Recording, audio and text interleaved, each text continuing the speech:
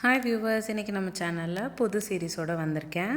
ரசம் சீரீஸில் முதல் வகையாக நம்ம பார்க்க போகிறது கொள்ளு ரசம். இந்த ரசம் டேஸ்ட்டாகவும் இருக்கும், அதே சமயம் ரொம்ப ஹெல்த்தியான ரசம்.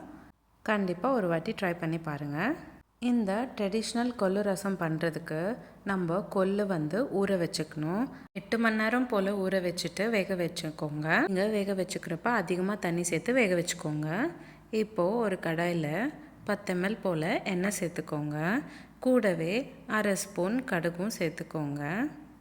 அடுத்து கொஞ்சமாக கருவேப்பிலை, இடித்த பூண்டு 8லேருந்து 10 பல் சேர்த்துக்கோங்க.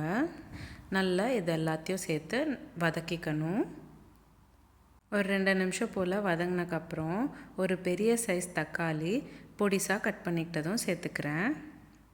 ரசத்துக்கு தக்காளி தனி டேஸ்ட் கொடுக்கும், அதனால சேர்க்காமல் இருக்காதீங்க. அடுத்து லெமன் சைஸ் அளவுக்கு புளி ஊற வச்சுக்கிட்டு அந்த தண்ணியை நான் சேர்த்துக்கிறேன். அடுத்து கொஞ்சமாக கொத்தமல்லி சேர்த்துக்கிட்டு வதக்கிக்கோங்க.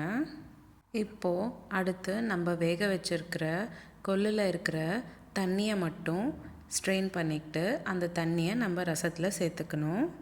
உங்களுக்கு ரசம் எவ்வளோ தேவைப்படுதோ அதுக்கேற்ற மாதிரி நீங்கள் கொள்ளு ஊற வச்சுக்கிட்டு வேக வச்சுக்கணும். நான் இன்றைக்கி 1 கப் அளவுக்கு கொள்ளு ஊற வச்சு வேக வச்சுக்கிட்டேன்.